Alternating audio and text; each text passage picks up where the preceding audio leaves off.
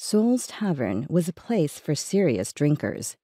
It had no elegant decor, no pretty people sipping layered liqueurs. Soul's had a bar, some battered stools, a couple of slovenly waitresses, and a surly guy to pour drinks.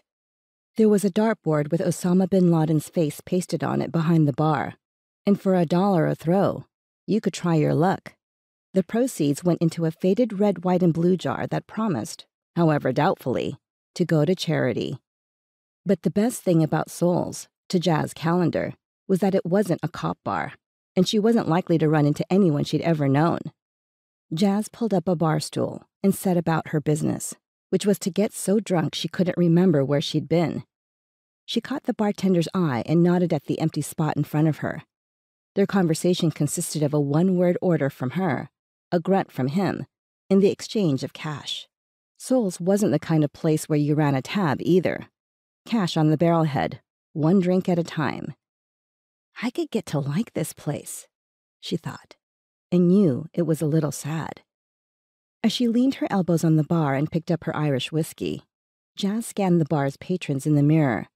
She didn't actually care who was there, but old habits were hard to break, this one harder than most.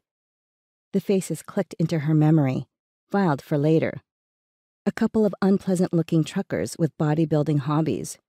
A fat guy with a mean face who looked as if he might be trouble after a few dozen drinks. He was drinking alone. There were two faded night-blooming women in low-cut blouses and dyed hair, years etched as if by acid at the corners of their eyes and mouths. Jazz was still young.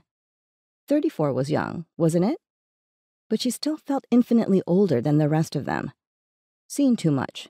Done too much. She wasn't going to attract a lot of attention, even from the bottom feeders in here, especially not dressed in blue jeans, a shapeless gray sweatshirt with an NYU logo, and clunky cop shoes left over from better days. Her hair needed cutting, and it kept falling in her eyes. When she looked across at herself in the mirror, she saw a wreck.